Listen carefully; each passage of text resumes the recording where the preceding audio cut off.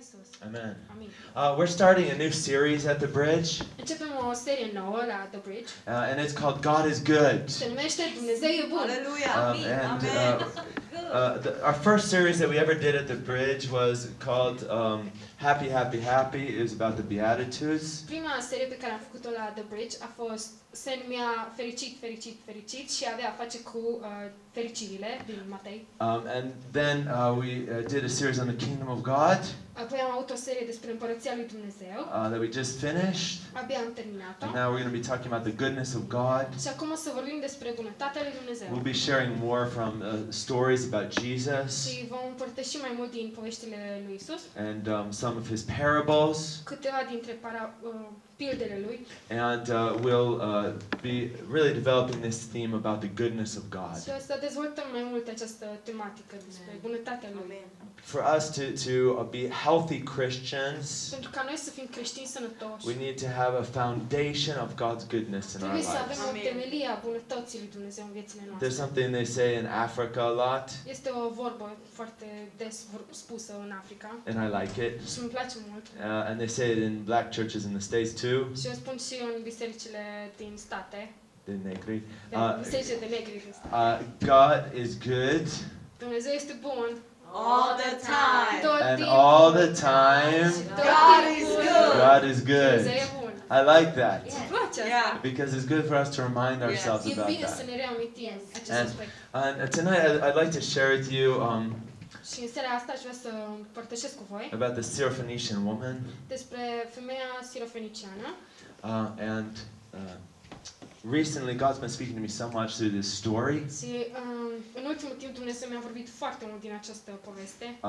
When I was in Vietnam last time, Când am fost în Vietnam ultima dată,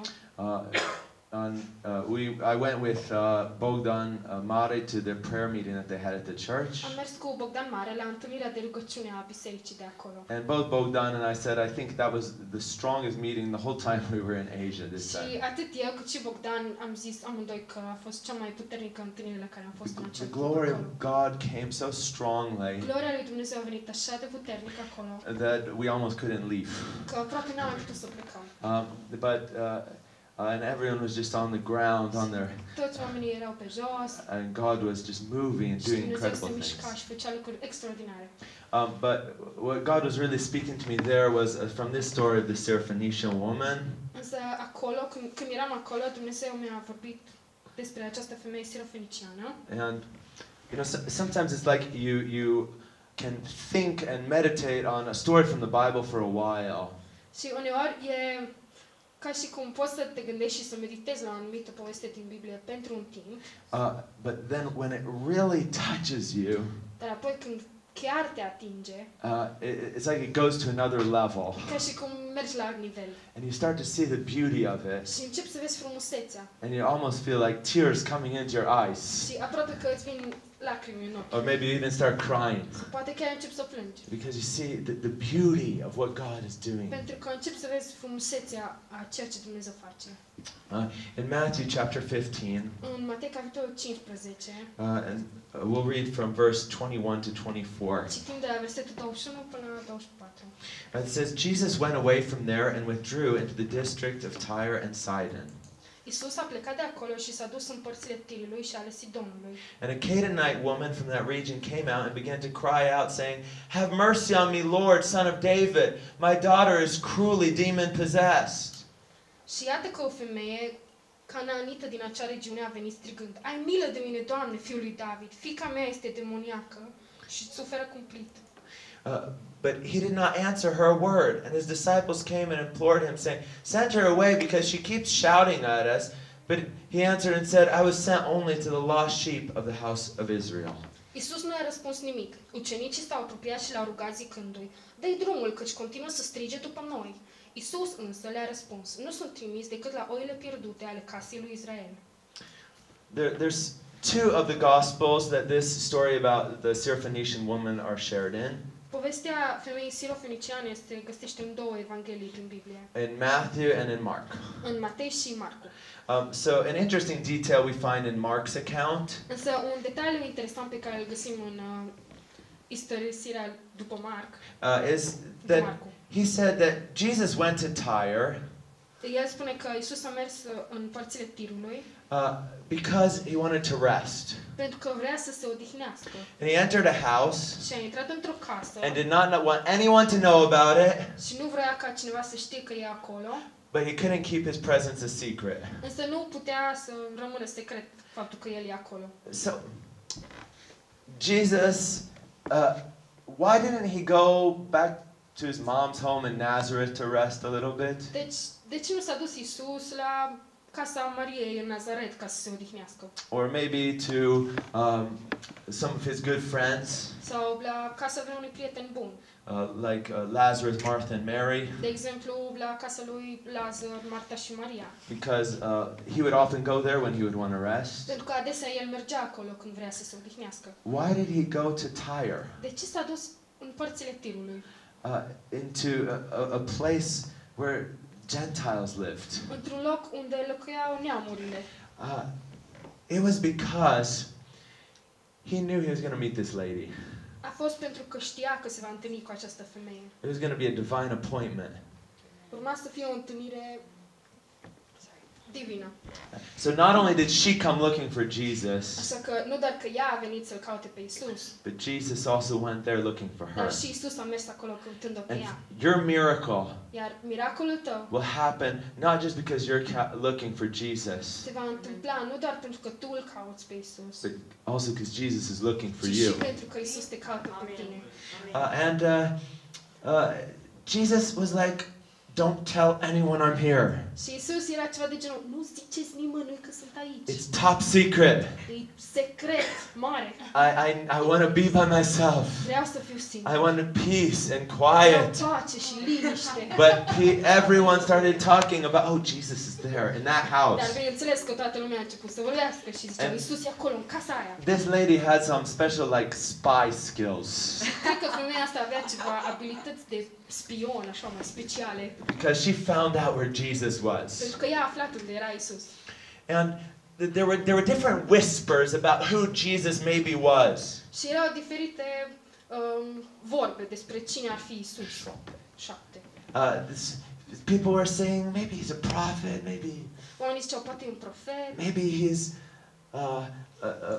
just a teacher, poate e doar un învățător, maybe he's the Messiah. poate e chiar Mesia. We don't know. Nu știm. But that woman, Dar femeia aceea she probably thought to herself, probabil s-a gândit, you guys are stupid. voi sunteți proști. Of course he's the Messiah. Bineînțeles că e Mesia. So she pushes her way into the house, Așa că și-a făcut loc ca să intre în casă. goes past Jesus' bodyguards, Trece de bodyguardii lui Isus and she starts crying out, și începe să strige, Lord, Son of David! Doamne, Fiul lui David! This was a woman of faith. Aceasta era o femeie a credinței. She said, I don't care what other people's opinions are about Jesus. Ea a zis, nici nu mă interesează ce părere au alții despre Isus. Lord, Son of David! Doamne, Fiul lui David! Just like blind Bartimaeus. Ca și Bartimeu cel orb. Lord, Son of David! Doamne, Fiul lui David! Have mercy on me! Ai milă de mine! And people tried to get him to shut up too. Și oamenii au încercat și să-l facă și pe el să tacă. But he got even louder. Dar el a fost tot mai gălăgios. And this woman, Și femeia she aceasta kept crying a out. continuat să strige. And she made so much noise. Și a făcut atâta zgomot. She said, my daughter is possessed by a demon. Fiica mea e posedată de un demon. Help her! Ajută-o! But Jesus Dar Isus pretended like he didn't hear her. s-a făcut că nu aude. He pushed the ignore button. A apăsat pe butonul de ignore. He pretended like she wasn't even there. Se prefăcea că ea nici măcar nu e acolo. He looked up in the air. Probabil se uita așa în sus. Maybe he pretended like he was going to take a little nap. Sau poate chiar că urmează să tragă un pui de somn. And his disciples got very annoyed. Iar ucenicii lui au devenit foarte supărați. They said, send her away. Și au zis, trimite-o de aici. She keeps shouting at us. Atâta strigă după noi. She's getting on our nerves. Deja ne calcă pe toți nervii. But then Jesus said, Dar Isus a zis, I was sent only to the lost sheep of the house of Israel. eu am fost trimis doar la oile pierdute ale lui Israel. I'd like to suggest to you Aș vrea să fac o sugestie aici. that Jesus was ignoring her on purpose. Că Isus o ignora în mod intenționat. Because he wanted to test her faith, Pentru că vrea să testeze credința ei but he also wanted to increase her faith și în același timp să crească credința ei to the level where she could receive the miracle. la un nivel la care să poată primi un miracol. Because some of us say, oh, why I'm praying and it feels like God's not listening to me. Unii dintre noi zicem, păi eu mă rog și am impresia că Dumnezeu nu mă ascultă. Why didn't he answer me yet? De ce nu mi-a răspuns încă? Some of the times it's on purpose. Uneori e intenționat.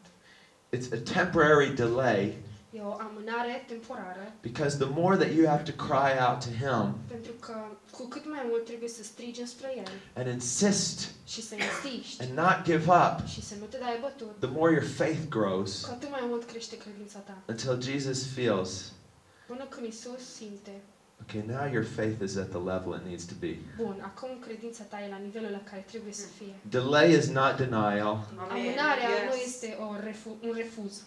and the delay Amânarea is not because God's mad at you, nu e pentru că Dumnezeu e supărat pe tine it's not because he doesn't hear you, sau pentru că nu te aude, it's for your faith. ci e pentru credința ta, It's to grow and increase your ca să faith. crești în credință.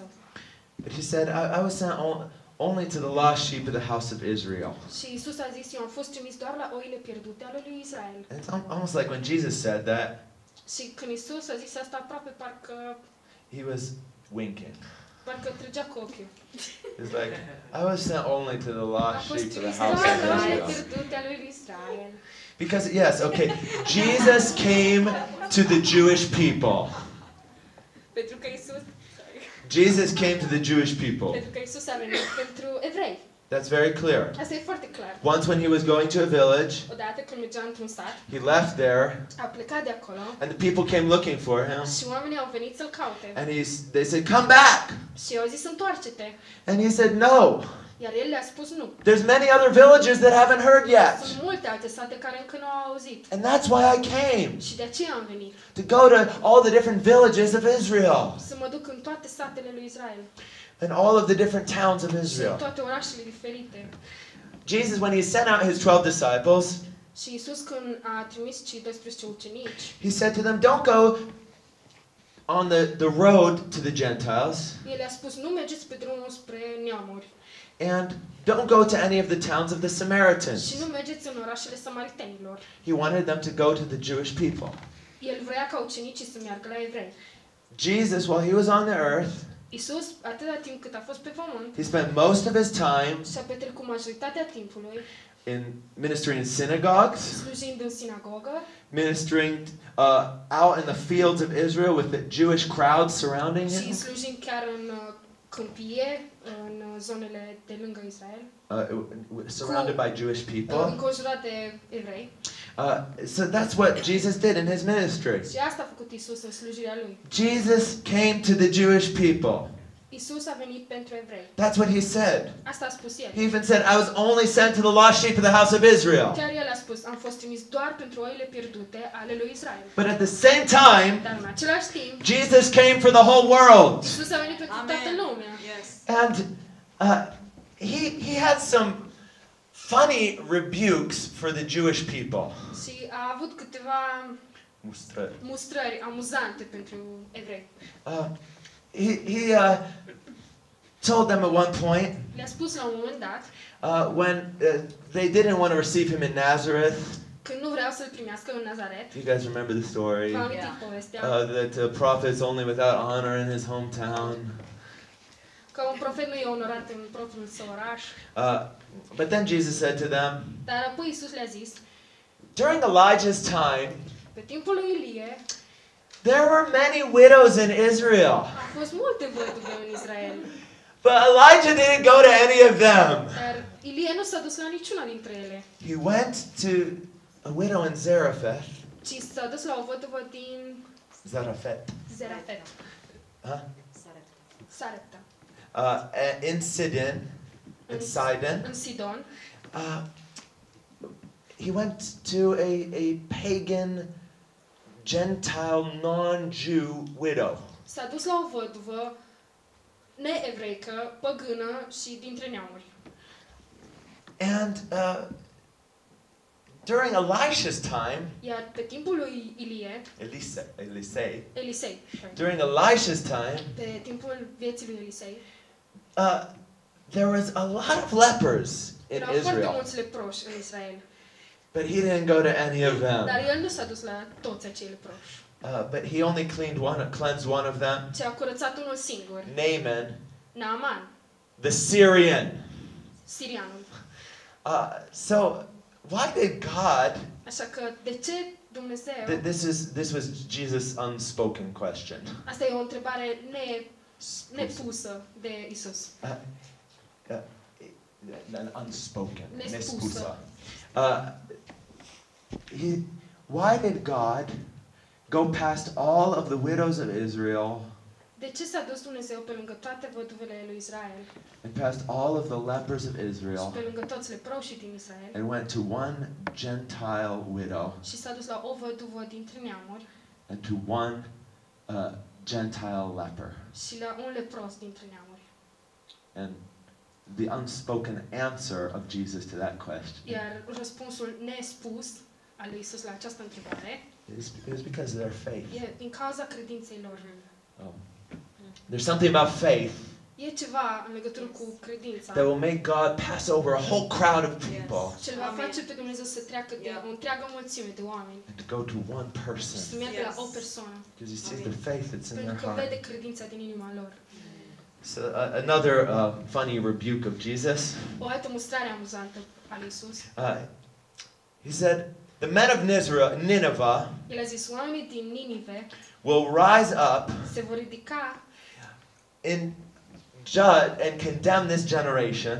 și vor judeca această generație, They will condemn this vor generation condamna această generație, because they responded to Jonah's preaching. pentru că ei au răspuns la predicile lui Iona. And now someone greater than Jonah is here, Iar acum cineva mai mare decât Iona e aici, and you're not responding." iar voi nu răspundeți.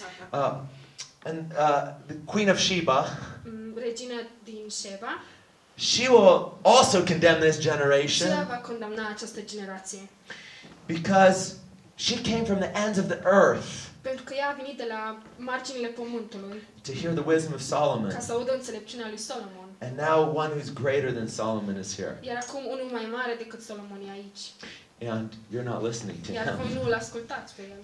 So, who were the Ninevites? Așa că cine erau oamenii din Ninive? They weren't Jews. Nu erau evrei, They were Gentiles. erau dintre neamuri. And the Queen of Sheba, Iar regina din Sheba, she was not a Jew. nici ea nu era evreică. She was a Gentile. Era dintre neamuri She came from the ends of the earth. și a venit de la marginile And pământului. those are the people that Jesus sent us to at the Great Commission. Aceștia sunt oamenii la care Isus ne-a trimis în marea trimitere. To the ends of the earth.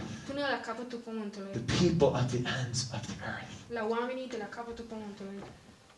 People are waiting there to respond by Sunt faith. oameni acolo care așteaptă să răspundă prin credință.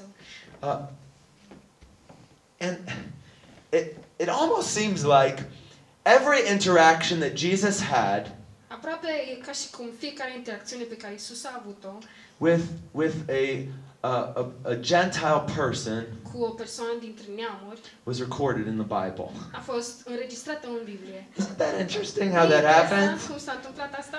Like the story of the centurion soldier. Ca și povestea cu soldatul centurian, Sutașul roman. sutașul roman.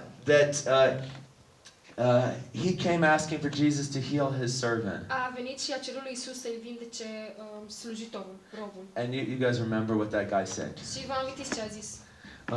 He said, "Lord, I'm not worthy for you to come to my house. El a zis, Doamne, nu sunt vrednic să vii la mine acasă. Just speak the word, Dar vorbește cuvântul and my servant will be healed." și robul meu va fi vindecat. He said, "I'm a man under authority, Și a zis, eu sunt un om sub and I have autoritate people who are under me. și am oameni care sunt sub autoritatea mea. And I say to them, go, and they go, and come, and they come." Și le spun să meargă sau să vină și ei fac asta. Jesus said, Și Isus a I zis, tell you the truth. adevărat îți spun, I haven't found faith like this in all of Israel. n-am găsit așa credință în tot Israelul. It was the faith of that A man, fost credința acelui om not his religious background, și nu trecutul lui religios, not his nationality, nici naționalitatea not any other factor. și niciun alt factor. It was his faith that A Jesus fost saw. credința lui, ceea ce Isus a văzut. And so Jesus said, Și Isus a zis, go, du-te, your servant's well. slujitorul tău e bine. And at that very hour his servant was Și în healed. acea oră, chiar în acel ceas, slujitorul a fost vindecat. Remember how Jesus told his disciples, don't go to any of the Samaritan villages. Vă amintiți cum Isus a zis ucenicilor, nu mergeți în orașele samaritenilor. But Jesus broke his own rule. Și totuși el a încălcat propria regulă. He went to the city of the Samaritans. El s-a dus la un oraș al samaritenilor. He had the conversation with that Samaritan woman near the well. A vorbit cu femeia samariteancă lângă fântână. And then he went into her village. Apoi s-a dus în satul ei. And the people said, after Jesus spent a couple of days there, Și după ce Isus a stat câteva zile acolo, oamenii au zis, we don't believe just because of what he told you, nu credem doar din cauza lucrurilor pe care ți le-a spus ție, but we believe now ci credem acum that he is the Son of că God. El e Fiul lui Dumnezeu. A whole village of Samaritans Un sat întreg de samariteni came to faith in Jesus. a crezut în Isus. Incredible. Incredibil. Or the story with the 10 lepers Sau povestea cu cei 10 leproși who were healed. care au fost vindecați. 9 of them didn't come back to say thank 9 you. dintre ei nu s-au întors ca să-i mulțumească. Only one of them did. Doar unul s-a întors. And he was a Samaritan. Și el era un samaritean. The other Jewish guys didn't come and say thank you, Ceilalți Jesus. 9 evrei nu s-au întors ca să-i mulțumească lui Isus. But just one Samaritan Și did. un samaritean s-a întors. And Jesus even said, Și Isus chiar a zis, where are the others? unde sunt ceilalți? Is only this one Samaritan come to give me Numai thanks? ăsta, unul samaritean a venit să mulțumească? So Jesus came to the Jewish people, Isus a venit la poporul evreu. but he also came for the whole El a world. venit și pentru întreaga lume. And for his 3 years of ministry, Și în cei 3 ani de slujire ai lui, his focus, întreaga lui atenție, his momentum, the momentumul lui, was directed towards the Jewish a fost people. direcționat înspre poporul But at the evreu. same time, Dar în același timp, it was like he almost couldn't wait era ca și cum nu mai putea să aștepte for the gospel to be brought into ca all of Evanghelia să Judea ajungă în toată Iudeea and into Samaria și în Samaria and to the ends of the earth. și până la capătul pământului. It's like he couldn't wait. E ca și cum nu mai putea aștepta. He was getting impatient. Era deja nerăbdător. And I think Jesus still feels the same way today. Eu cred că Isus încă simte la fel și azi. He's still looking for those who haven't Încă heard mai yet, caută pe aceia care încă nu au auzit. those who haven't been touched yet, Aceia care încă nu au fost atinși. and those who haven't responded Și yet. aceia care încă nu au răspuns. He's looking for those people. El îi caută pe acei oameni. He's looking for faith. Caută credință. And he's looking for people of true faith. Și oameni de ai credințe adevărate. So that's why I think Și de aceea eu cred when Jesus said, că atunci când Isus a zis, I was sent only eu am fost trimis doar to the lost sheep of the house of Israel. la oile pierdute ale lui Israel. I think he said it with a wink. Eu chiar cred că făcea cu ochiul când a zis asta.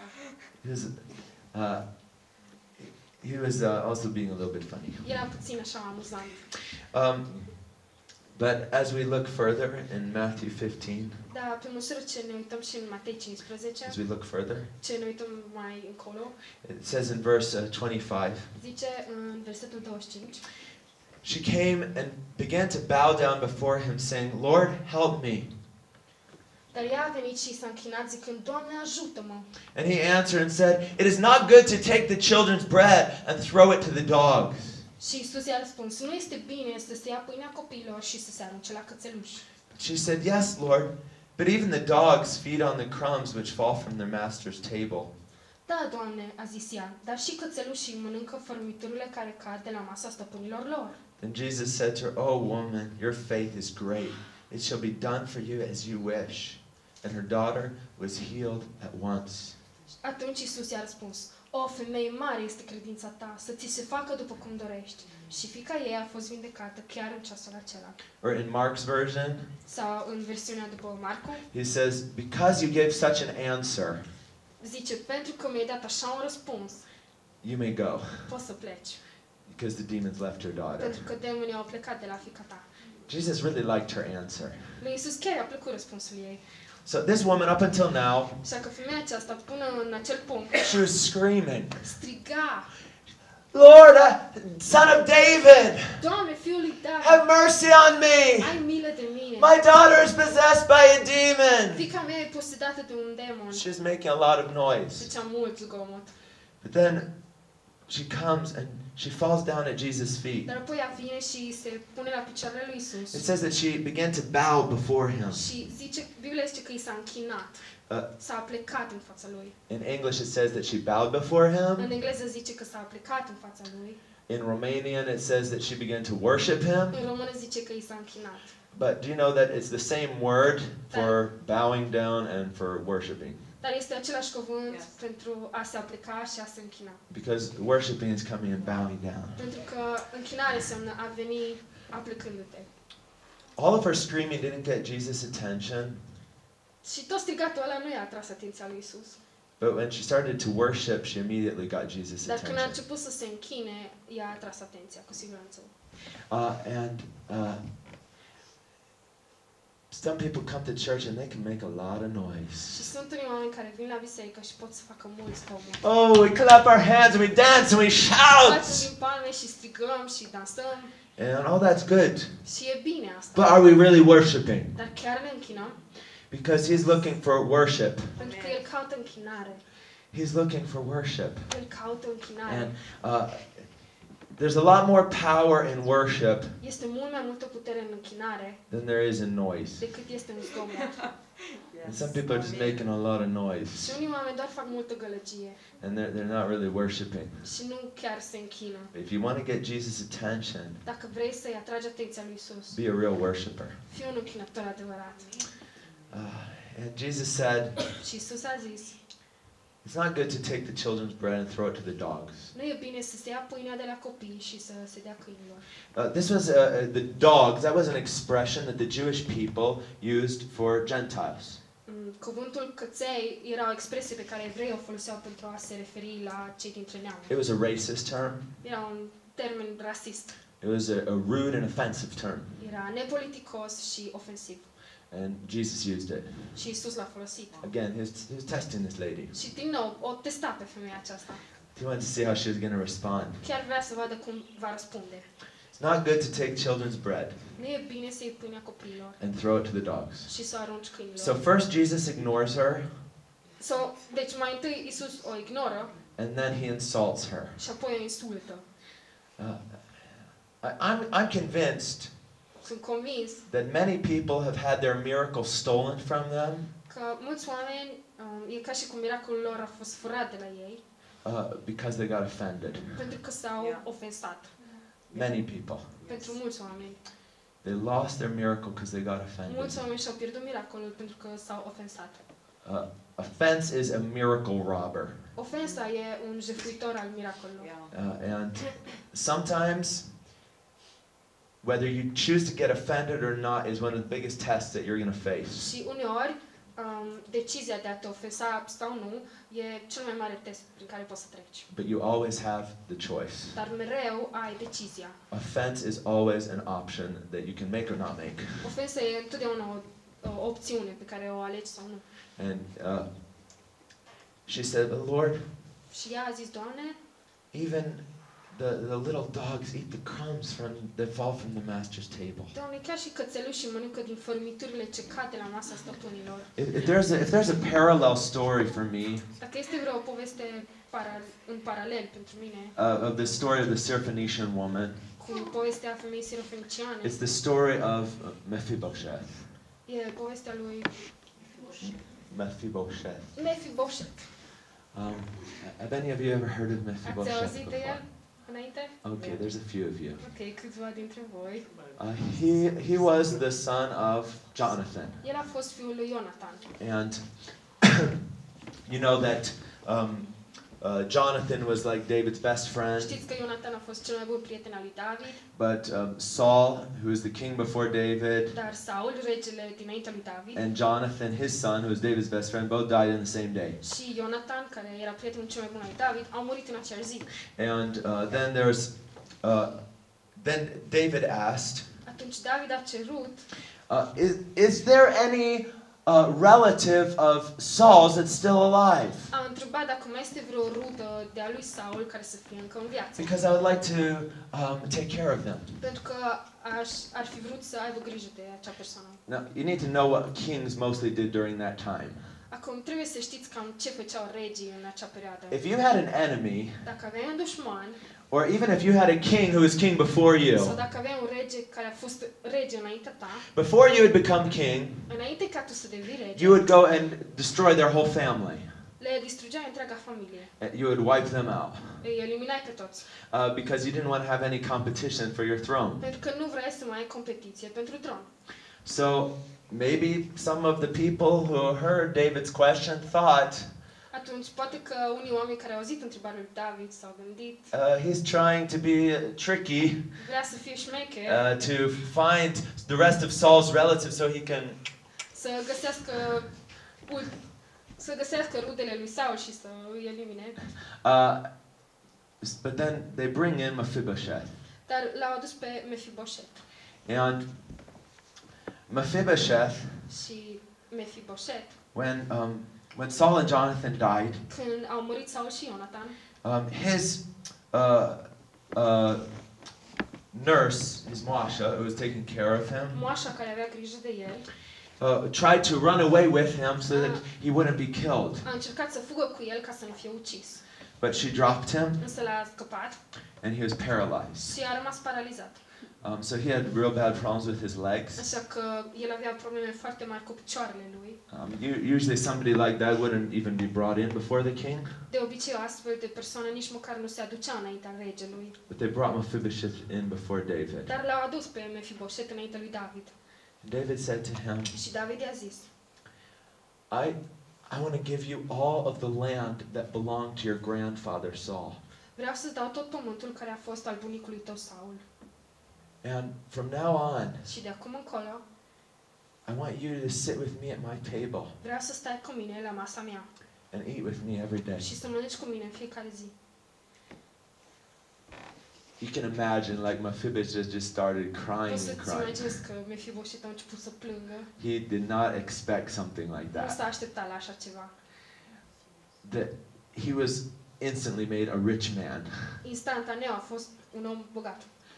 And him sitting at David's table, Și el, stând la masa lui David, it actually says there, it's written in the Bible, chiar e scris în Biblie acolo, that he did what only David's sons did.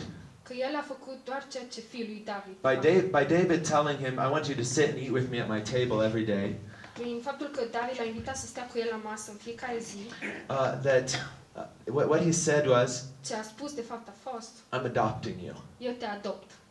You're becoming like my son Tu now. ești ca și fiul meu acum.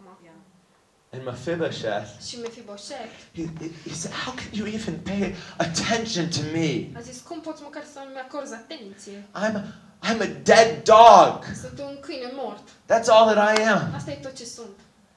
But to a dead dog, Dar pentru un câine mort, David showed so much kindness, David a arătat atâta bunătate so much love, și atâta dragoste and so much generosity. și atâta generozitate. Mephibosheth really didn't deserve it. Mefiboset chiar nu merita. Everyone thought that David was going to kill him. Și toți oamenii credeau că David îl va ucide. But he does the opposite of Însă that. David face chiar opusul. And that's what Jesus also does here for this woman, Și asta e ceea ce Isus a făcut pentru femeia sirofeniciană. for this dog, Pentru acest câine. for this unworthy person. Pentru această persoană nedemnă. It wasn't her time. Nu era timpul ei. It wasn't her opportunity. Nu era oportunitatea ei. She didn't deserve it. Ea nu merita. But Jesus gave it to her anyway. Dar Isus i-a dat miracolul oricum. He took bread A luat pâine from the children's de table la masa copiilor And he gave it to that dog. și a dat-o acelui câine.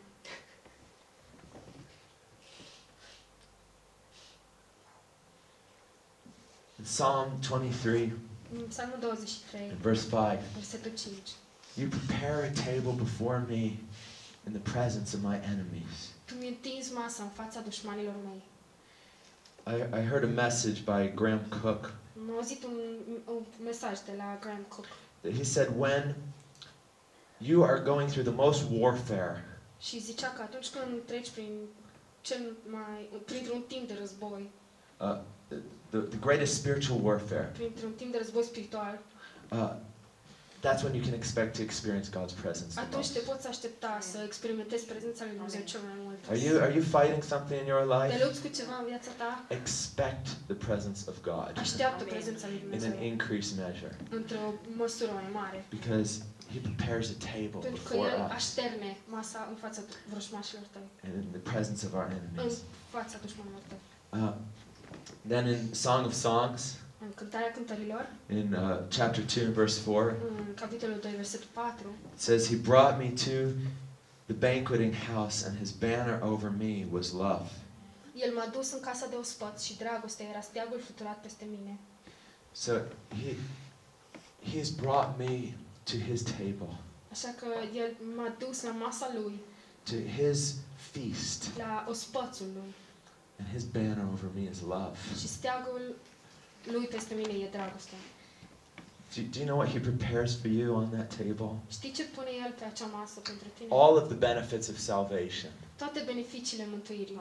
Salvation, Mântuire, deliverance, eliberare, healing, vindecare, financial blessing, binecuvântare financiară, a healthy mind, o minte sănătoasă, healthy emotions, emoții sănătoase and everything else that you can imagine. și orice altceva ce îți poți imagina.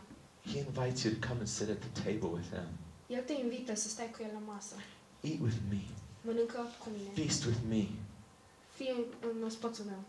Because you're my son, you're my daughter. Pentru că ești fiul meu, ești fiica mea. I'm not just going to give you some crumbs. Și nu o să-ți dau doar niște fărâmituri. I'm not just going to give you some Nu leftovers. o să-ți dau doar niște rămășițe. I'm going to give you the whole table. O să-ți dau întreaga masă. In Revelation 19:9, În Apocalipsa 19 cu 9. an angel said to me, write this, blessed are those who are invited to the marriage supper of the Lamb. Apoi mi-a zis, scrie, ferice de cei chemați la cină de la nunta mielului.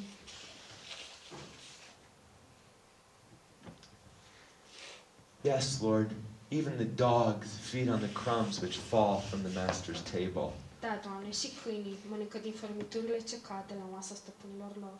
And Jesus said to her, Și Iisus i-a zis, O woman, o femeie, your faith is great. mare e credința ta, It shall be done for you as you wish. facă-ți se după cum dorești. She jumped over every hurdle, A sărit peste orice obstacol, every obstacle that Jesus threw at her. orice obstacol pe care Iisus i l-a dat ei, When he ignored her, că a ignorat-o, when he insulted când a her, jignit-o, she would not give up. ea nu a renunțat. When other people wanted to send her away, Și când alții oameni au vrut să o trimită, Jesus didn't send her away. Iisus n-a alungat-o. And he was impressed by her faith. El a fost impresionat de credința ei He said, și a zis, great is your faith. mare e credința ta. Do you know how many times Jesus said to somebody in the Gospels, great is your faith? Știi cumva de câte ori a zis Iisus, mare e credința ta în Evanghelie? I think it was 2 Cred că times. de 2 ori. It wasn't very many times. Nu a fost de multe ori. But Jesus said, great is your faith. Dar Iisus i-a zis ei, mare e credința ta. Would you like to hear Jesus say something like that to you N-ai vrea să-L too? auzi pe Iisus cum îți zice ție așa ceva? Great is your faith. Mare e credința ta. Great is your faith. Mare e credința ta. Can we stand up together? Hai să ne ridicăm.